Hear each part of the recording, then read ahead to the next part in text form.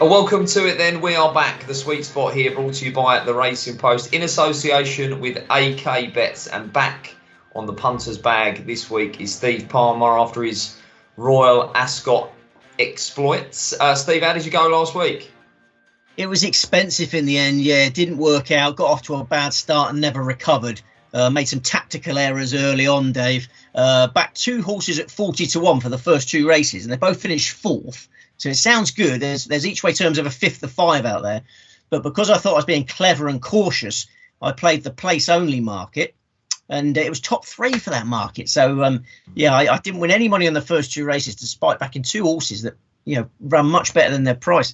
Witch Hunter and Corhoof Luke.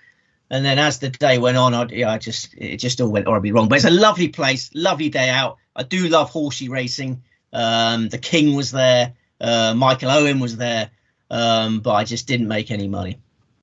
Did you manage to follow any of the golf? I did. We'll get into the action last week, but I did think of you, mate, when the chef started cooking up. Wow, it's incredible, isn't it? Yeah. I caught plenty of the golf over the weekend, but we'll come on to Scheffler's exploits. I mean, this season is getting ridiculous now, isn't it? But the one that stands out like a sore thumb is the US Open where he flopped. Yes, well back on track.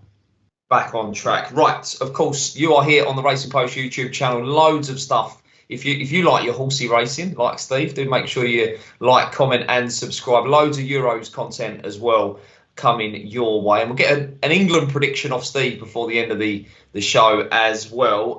Welcome offer, brand new one with AK Bets. Place your first wager on a new AK Bets account on any golf market, and regardless if your player makes the cut or anything like that, you will get 50% of your stake back, up to a free bet with up to £25. Remember the code there, promo code, got to get the code right, is Sweet Spot 25. So no longer do you have to worry about if your player makes the cut, will I get 50% of my stake back?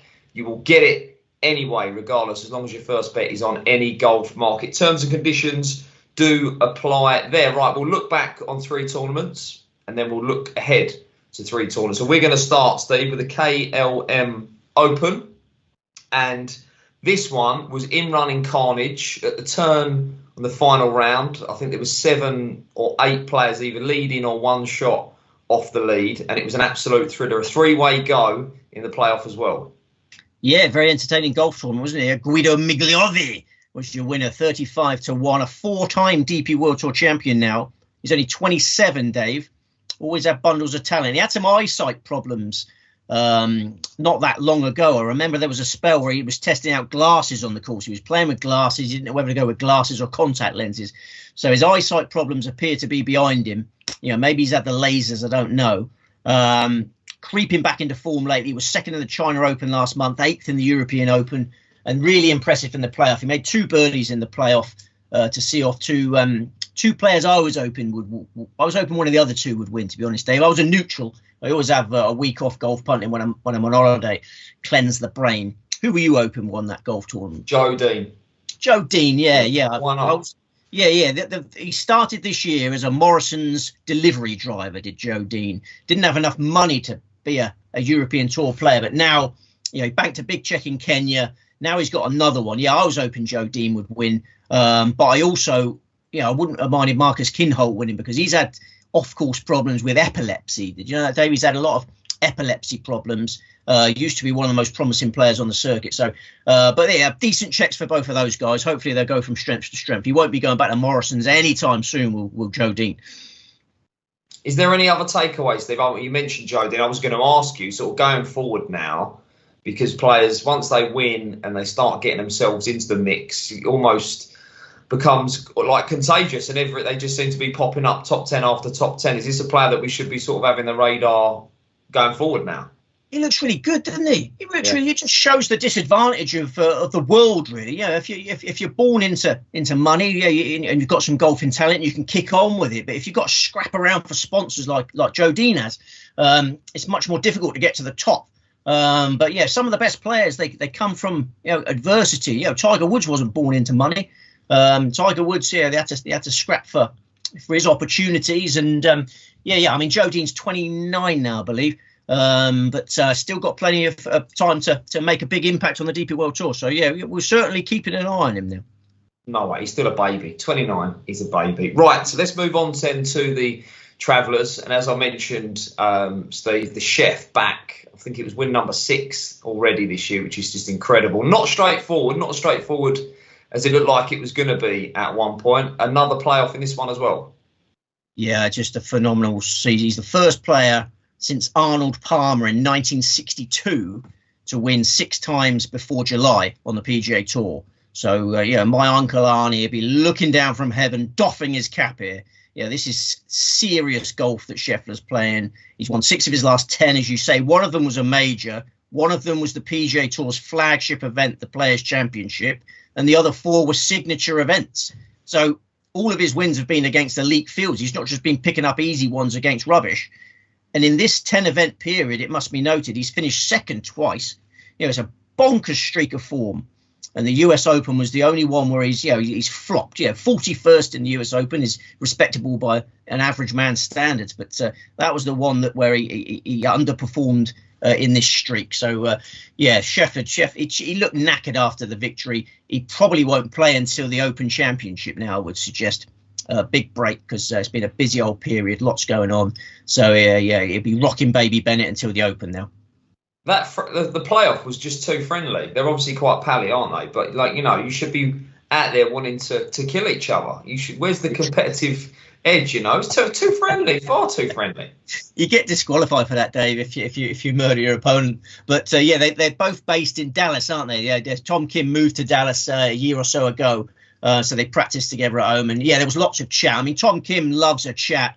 He was sort of forcing Scottie to have a bit more banter than Scottie perhaps liked. But Tom Kim, again, heartwarming to see him. Heartwarming for the neutral to see him back in business because, we all want to see Tom Kim playing well. He's such an infectious character.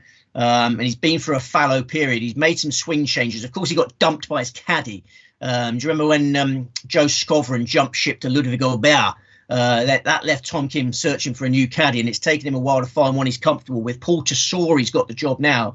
I wonder whether Paul Tesori let him down on that playoff hole. I don't know. Do you remember? Did you see just before he hit that lob wedge in the playoff? Yeah. Paul Tesori he looked tense. I think he might have been tense about the club choice because then he's saying, you've got to give this plenty. You've got to hit this hard. Not easy hitting a hard lob wedge. Gaining yardage off a lob wedge is not easy. So I know Tom Kim's been getting a lot of stick for that shot. It's obviously a little bit right, but the biggest problem was how short it was. I don't know whether Tesori's got some questions to answer there. But Tom Kim looks like positive signs for him. We'll discuss him later in our preview of the Rocket Mortgage because he's favourite this week for the Rocket Mortgage. I just wish he'd speed up a bit. He's got a bit slow, hasn't he, as he's going through these swing changes. Well, they had to slow down at one point. Did you see the drama with the protesters? But keep calm, carry on, recut the hole and on you go. Yeah. They were working on the grass there, weren't they? Yeah, I mean, was there an incident in the KLM as well? According to my sources, there was a sort of targeted attack on the golfers. I mean, it just makes me cringe. I mean, as if your Russias, your Chinas, and your Indias are suddenly going to go, okay, we'll stop polluting the atmosphere because you've disrupted the Travellers' Championship. It's just pointless. There we go. Right. We will move on then because Tyrrell Hatton landed his first LIV title in Nashville as well, Steve. There was a wonderful moment. I think it was David Ferretti on comms, just suggesting how calm Hatton had been this week. And I think he left a second putt short and the air very quickly turned blue. And it was just a beautiful moment, but he did get the job done. He's very hard to keep happy in Tyrrell, and he's won by 6 shots and probably angry that he didn't win by 7 shots. But that's his LIV breakthrough. Found some form in the US Open. He was 26th in the US Open and then rounds of 65, 64, 65 in Nashville. So, nice to see Hatton playing well because his switch to LIV is taking a while to get going. And his teammate, of course, John Rahm, is still not off the mark. Hatton's made his breakthrough on LIV. John Rahm hasn't. And you mentioned that moment there. Did you see the John Rahm drone incident? Because he was very sweary as well. I felt sorry for the LIV commentators because they had hot heads on the leaderboard. And John Rahm hooked a drive into the water. And then there was a little pause where he thought, blimey, who can I blame for this? Looked up, drones, bloody drones, every week the drones. So it was comical. John Rahm, yeah, he's got all the money in the world. He's got enough money to buy several countries, I would suggest. But he's not a happy chappy. Money can't buy you love. Money can't buy you happiness. He's a very angry man on the golf course at the moment. And he had some explosions last week. I was going to ask you about John Rahm because I think he finished tied third. Yeah. So he was up there, but the signs are still not great, are they? Every week he's up there. He's contended in every live event and can't get the job done. And it's definitely in his head now. I mean, there's so much going through his head. I think his head will just pop off at some stage under the strain of it all. But yeah, he's blaming it on the drones. They have the drones every week. Just and that delay. If you watch that shot, I mean, it must be going viral on the Twitter sphere, Dave. You should be able to find it. There's a delay. Like, he's not noticed the drone before the shot, but as soon as he's hooked it, he's looking for a scapegoat. John Rahm is. How long is he going to remain a live maiden? Well, we'll see. Till Hatton, no more. Right. Any other takeaways, Steve, from those 3 tournaments last week? Anything we've not mentioned? No, sir. No, we got 3 exciting golf tournaments this week, and obviously it provides multiple opportunities. Each way trebles are plenty. Right, DP World Tour, Italian Open. Where are we? We are at a new course for your modern day punter. We haven't been here since 1993. Adriatic Golf Club Sevilla, Milano Marittima, Italy. 6,965 yards, par 70, only 2 par 5s. Most of it runs through a pine forest, your classic Italian style test.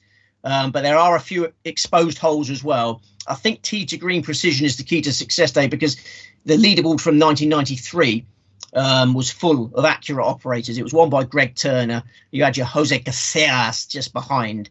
We've got sunny, warm, calm conditions for the tournament. Temperatures peaking at 30 C. It'd be a lovely place to hang out this week.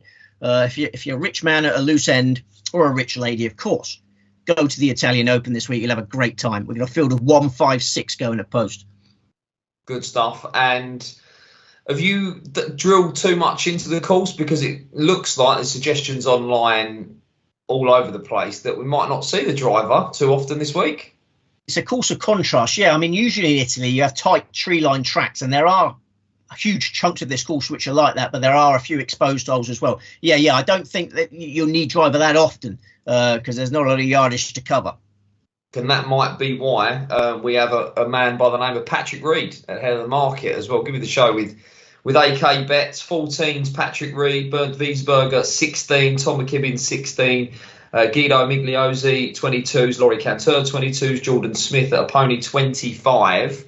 Proper market again here, Steve. How many are in the team? Just 2. Just 2. And who is the main selection for the Italian Open?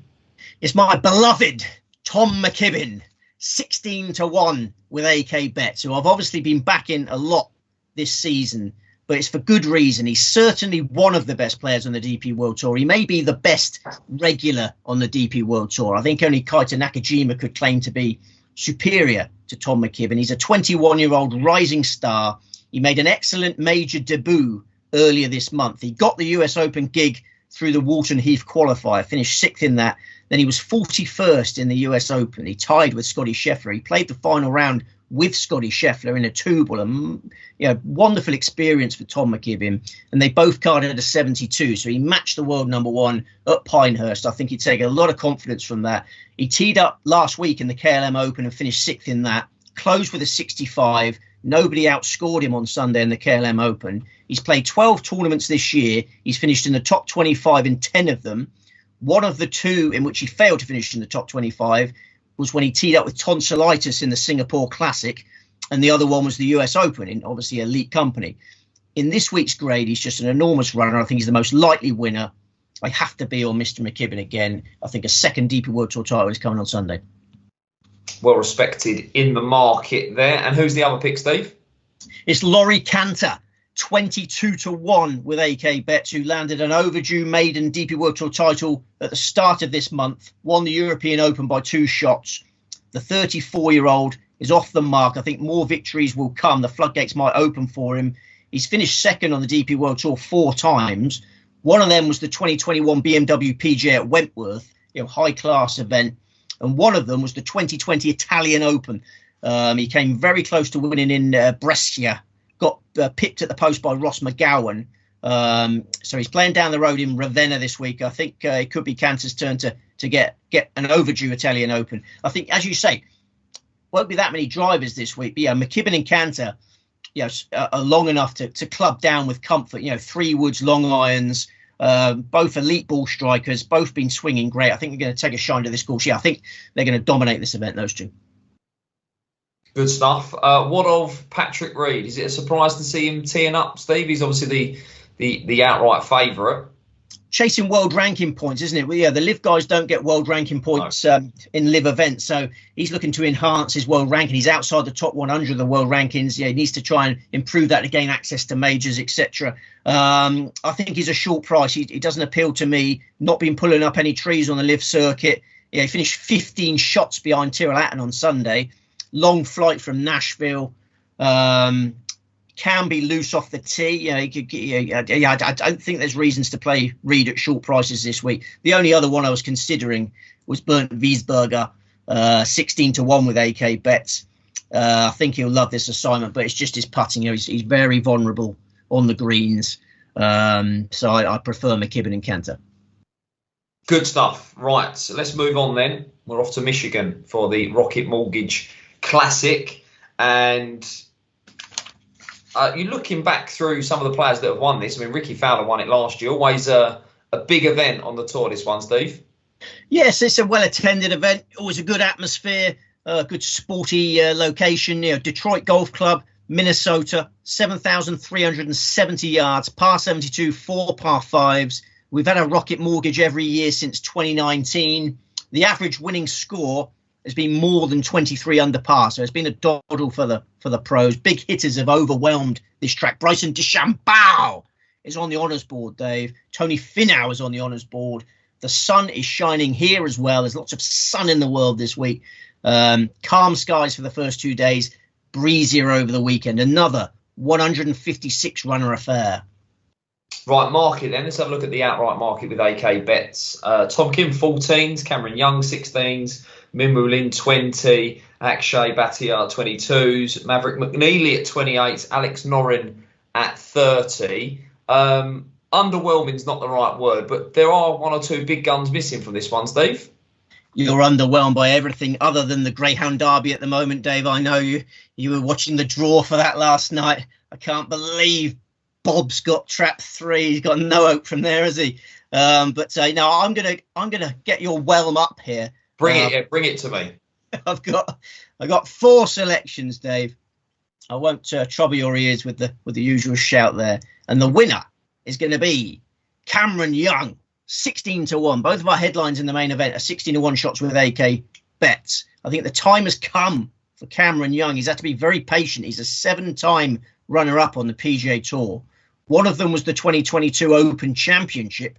One of them was the 2023 WGC Match Play. He's almost won massive events. And one of them was the 2022 Rocket Mortgage Classic. Cam Young has played in the Rocket Mortgage Classic only once before, finished second, opened with a 71 to get tailed off, followed up with rounds of 63, 65, 68, beaten only by Tony Finau. Finau is one of many elite players to have left Young heartbroken. The players that have beaten Young when he's finished runner-up have typically been top class. Sam Burns twice, Wacom Neiman, Max Homer, Cam Smith, Finau. Young's been unlucky to run into top class opposition. He's clearly good enough to win on the PGA Tour, and this week's assignment is ideal. We've seen players like Young overwhelm Detroit Golf Club, and he's arrived this week bristling with confidence after the weekend at the Travelers Championship. What a entertaining weekend's golf Cameron Young put on. He made 2 eagles and 15 birdies in his final 36 holes of the Travelers. A third round 59, followed by a final round 66. Signed off with birdies at 17 and 18. The Young A game is spectacular. It was seen over the weekend. If he carries something close to that form to this much weaker event, I think Young is the man to be. He's obviously desperate for that breakthrough. I think he's going to be nervous on Sunday if it's close. I suspect, Dave, he's going to be so far ahead he won't need to worry. I think he's going to blast away from this field and coast home. He's won twice on the Corn Ferry Tour. Now's the time for the PGA Tour breakthrough. Would you be concerned then if it got nip and tuck late on? Would you use the dreaded flaky word with him? Well, as I say, he's been beaten by top class opposition. I think there's been many of the ones where he's totally capitulated. The last chance he had, it was unimpressive over the closing holes, and it was squeaky bums. But I have a feeling that he's playing so well, and I don't like the favourite in this. I think Tom will come to Tom Kim. I think Cameron Young is the man to beat this week, and I just have this feeling he's going to be. He's going to take a nice big lead like Dale Whitnell did in the Scandinavian mix. We were talking about, he was so far ahead he couldn't possibly lose. Of course, friend of the show, Dale Whitnell. And look, coming into this, before we get on to the rest of the team, you mentioned it there, but looking at previous winning scores, you need players that are going to score quite heavy throughout all 4 rounds here, because again, it wasn't an outlier last year. The winning score has been a massive number every year. Yeah, you got to murder the par 5s, and Young's got the power to do that. And I thought it was really encouraging that the putt for the 59 was beautiful, wasn't it? Yeah, it wasn't a gimme that 59. It was a sort of mid-range putt. And the fact that he holed that for a 59, as cool as a cucumber, I think that bodes well for this week. Good stuff. Right, who is the next best selection? Davis Thompson, 33 to 1 with AK Bets. Another maiden who appears on the brink of success. A former world #1 amateur. He won on the Corn Ferry Tour in 2022. He's just turned 25. Looks ready for big things. Been playing solid all year. Second place in the Myrtle Beach Classic last month was encouraging. 9th place in the US Open was seriously encouraging. What a performance. It's the first time he's made the cut in a major, and he finished 9th. Closed with a 68, finished only 6 shots behind DeChambeau. So I think that was a huge pointer that Davis Thompson is settled on the PGA Tour now. The self-belief is growing. He's a class act who's come of age, Dave. Good stuff. Yeah, he's certainly a player to look out for, isn't he, in the coming seasons. Right. And who else? Big prices now. The next selection is another Davis, not Davis Thompson. It's not Davis Love III. It's not Steve Davis. It's Davis Riley, who is on offer at 110 to 1 with AK Bets. Like Young, he's won twice on the Corn Ferry Tour, but unlike Young, he's off the mark on the PGA Tour. Riley won in Colonial in fine style a month ago, fended off Scottie Scheffler to win by 5 shots. Had a bit of a hangover afterwards, flopped at the Memorial, opened with a pair of 71s in the Travellers, but weekend rounds of 67 and 66 at River Highlands meant he moved up to 48th spot. He actually made 2 eagles and 17 birdies last week, but he had a few card busters to ruin things. Yeah, it's a birdie machine here we're talking about, and he's suited to this setup in Detroit. And this is the first time, Dave, that Riley's arrived at the Rocket Mortgage with some decent recent form behind him. He's arrived in poor form for his previous 2 visits. So yeah, Riley's a monstrous price. And again, I know I've said that a lot on this podcast, but it's true. Carries that dreaded M word, the old momentum. But yeah, he's joint top price, 110 with AK Bets, if you want to follow Steve in there. Now, have we got one that's an even bigger price than that, Steve? Is that what you're telling me? Yes, sir. Yes, sir. Pearson Coody, 225 to 1 with AK Bets. I'm a big fan of the Coody twins. I think Pearson is slightly better than his brother Parker. Yeah, Pearson's got more flair, more swagger, more aggressive. I like the cut of Pearson's jib. He's a former world #1 amateur. People think I'm obsessed with former world #1 amateurs, but yeah, it's not easy to get that status, Dave, right? It shouldn't be mocked. It's hard to become the best amateur in the world these days. There's so many good ones. He's won 3 times on the Corn Ferry Tour since then, and now appears to be settling nicely on the PGA Tour. He was 18th in the Corrales Punta Cana in April, 5th in the Charles Schwab Challenge a month ago, 35th in the Canadian Open last time out. This is a raw but immensely talented player. I'm expecting a barnstorming Rocket Mortgage debut. Good stuff. He's joint top price as well with AK Bets at 225 to 1. Some lively prices, Steve. I'm liking this each way doubles and trebles this week for sure. Give us a prediction of the winning score this week then at the Rocket Mortgage, Steve. Oh, the winning score. Well, the weather's set fair. 23.2 under has been the average win score. I would suggest we're going to get to 25 under this week. And I just want to put people off the favourite, Tom Kim. Tom Kim, we must know, obviously played well last week, but do you realise he's playing tournament golf this week, Dave, for the 9th consecutive week? They're just playing every week. He's just lost a playoff. He's playing for the 9th week in a row. And even if you just narrowed it down to the last 3 weeks, you've gone signature event, US Open, signature event, and now this. He's clearly trying to golf his way to this new swing. He's been working on swing changes, but I think it's going to hit him at some stage. I mean, I can't play golf in 2 consecutive days, let alone for 9 consecutive weeks. To quote Roy Keane, but it is his job, Steve. It is his job, but it's a mental game as well. It's not just the physical strain of it. Mentally to play at that level for 9 consecutive weeks. Hardly any top professional play 9 weeks in a row. Right, there you go. Jolly to take on. Anyone else at the top of the market? Alex Noren, Maverick McNeely, thoughts on those guys? Oh, I'm a big Maverick McNeely fan, but I'm just going to give him the rest of this season to work his way back from injury. I think McNeely's a danger. I'm happy with my 4. Obviously, Cameron Young, I need a big, I've got to leave plenty of stake money for Cameron Young. Right, final word then on that, Phil. Ricky Fowler, 50-1, defending champion. Where are we with Ricky Fowler at the moment? Showing shoots of a recovery. I mean, it's been heartbreaking for Fowler fans the way he had his wonderful comeback season. We all enjoyed the Netflix documentary. Ricky Fowler's back. But then Ricky Fowler drifted away the following season. I wonder if there's been a Netflix effect, Dave, because Tom Kim's a good example. He was billed as a superstar on the Netflix documentary, and then as soon as it came out, his form tailed off. Fowler's been the same, but there's been a few shoots of recovery. I wouldn't rule him out. I believe he's the ambassador for Rocket Mortgage. He's a big player with Rocket Mortgage, so he'd be keen to put on a good show, but he's not for me. Yeah, I do remember. I think you're right there. A lot of noise last year when he won it about him being their man and everything. So absolutely right. I will reveal that the running order was sent out for this show, but our man Steve was very insistent on the Golden Oldies being included as well. So we are now going to look at the US Senior Open. Now, reading between the lines, Steve, I'm thinking that you've got a strong view here, not just your love of the older generation of golfer, should we say. So where are we off to? Newport Country Club in Rhode Island. A few weeks back, you found, of course, Richard Bland, who is the market leader here. 51 is the magic number, right? 51 years old is where we want to be. How big is this event in the grand scheme of things? I love seniors golf. I've grown to really adore seniors golf as a punting proposition because, again, we've got 156 runners going to post this week, but so many of them have absolutely no chance.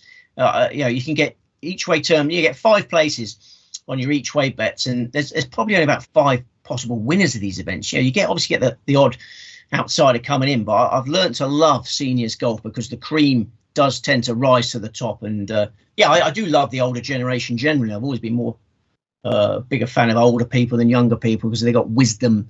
I did insist that we cover this event, and for many good reasons.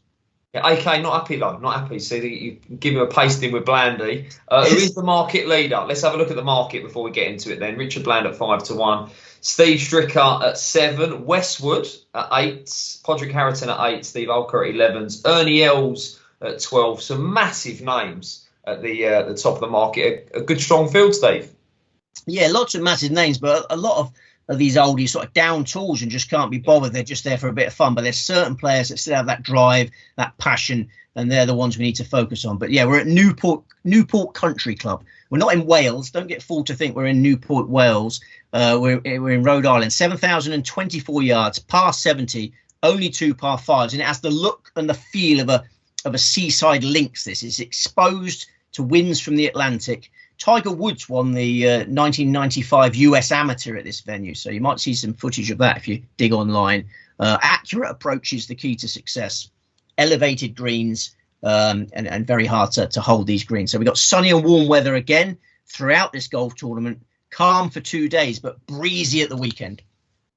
Good stuff. And how many in the team for this event? We just got one. And that is? Podrick Harrington.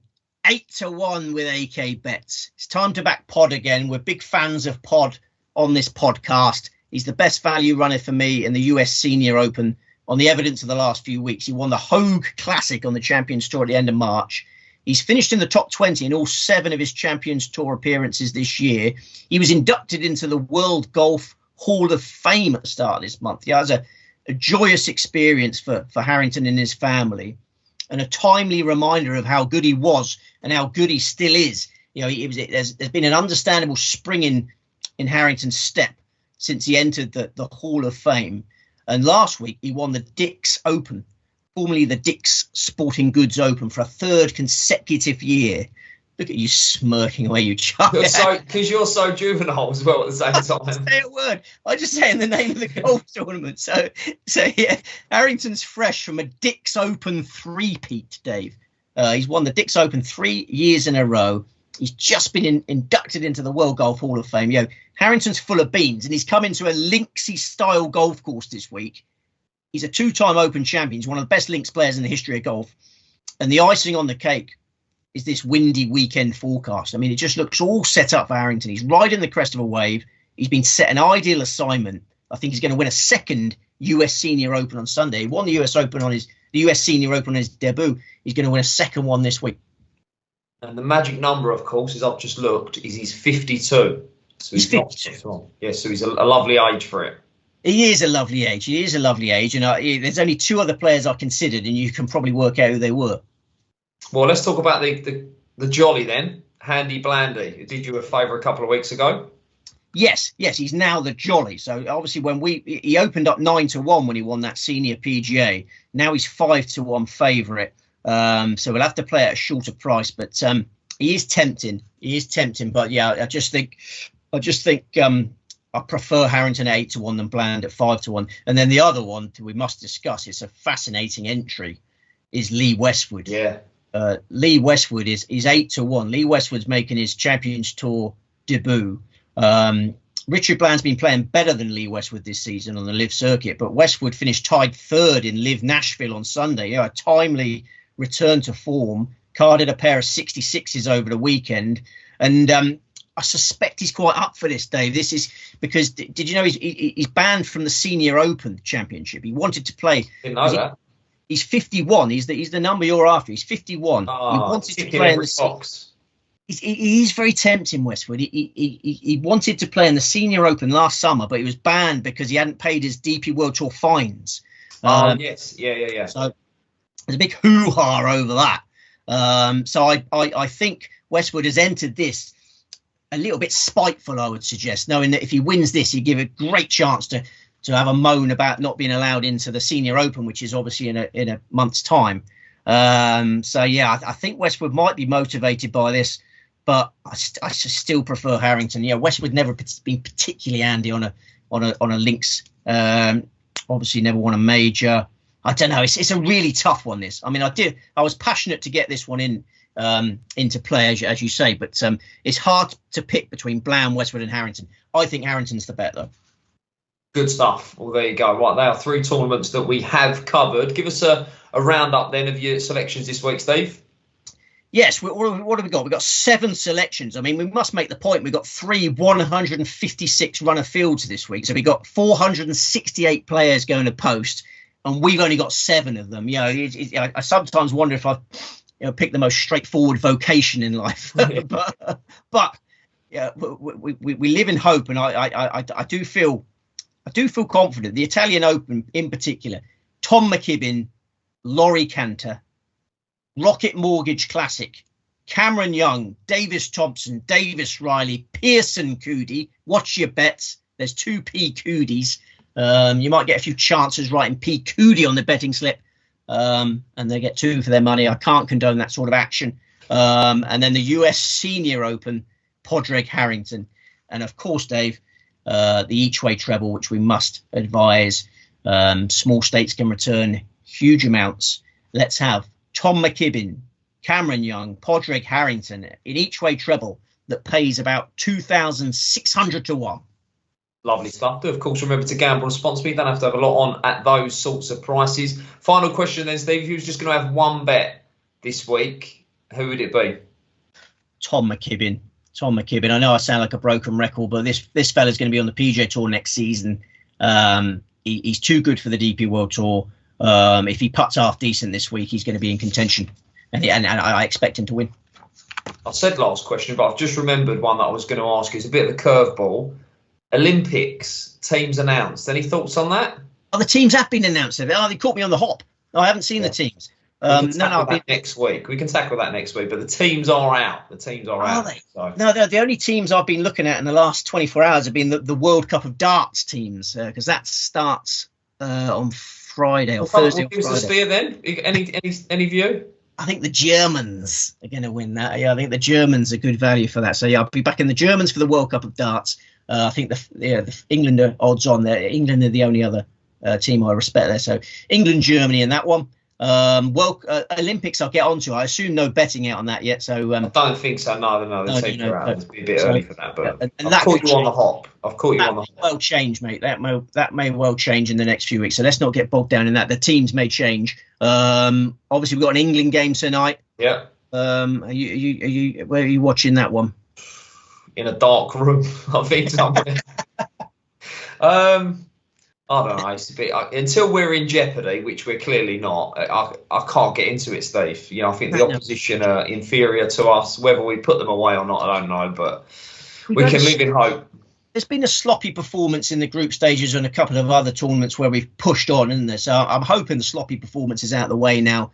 And Southgate will, release the handbrake a little bit. He's obviously under pressure to, let this attacking talent flourish. So I'm hoping that we'll get Rice and Bellingham together, and then all the other attackers. We discussed this in the watch along. Just release the handbrake, let them go.